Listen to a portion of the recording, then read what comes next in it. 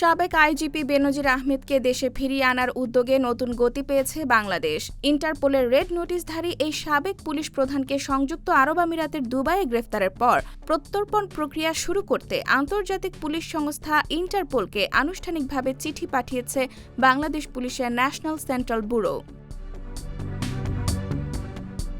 একই সঙ্গে দুর্নীতি দমন কমিশন প্রয়োজনীয় নথিপত্র সহ প্রত্যর্পণ প্রস্তাব স্বরাষ্ট্র মন্ত্রণালয়ে জমা দিয়েছে। সংশ্লিষ্ট সূত্র জানিয়েছে, দুবাইয়ের আইন অনুযায়ী গ্রেফতারের পর ৩০ কার্যদিবসের মধ্যে প্রত্যর্পণের আনুষ্ঠানিক আবেদন পাঠাতে হয়। সেই প্রক্রিয়ার অংশ হিসেবেই বাংলাদেশ এখন প্রয়োজনীয় কূটনৈতিক ও আইনি পদক্ষেপ নিচ্ছে।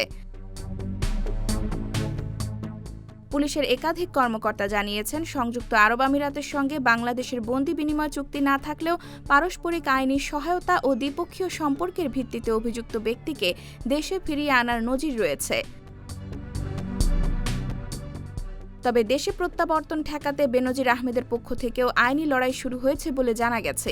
ইতিমধ্যে তার পক্ষে আইনজীবী নিয়োগ করা হয়েছে এবং সংযুক্ত আরব আমিরাতের আদালতে প্রয়োজনীয় পদক্ষেপ নেওয়া হচ্ছে।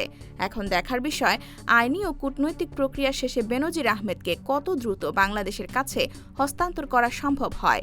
IBTV USA, new York.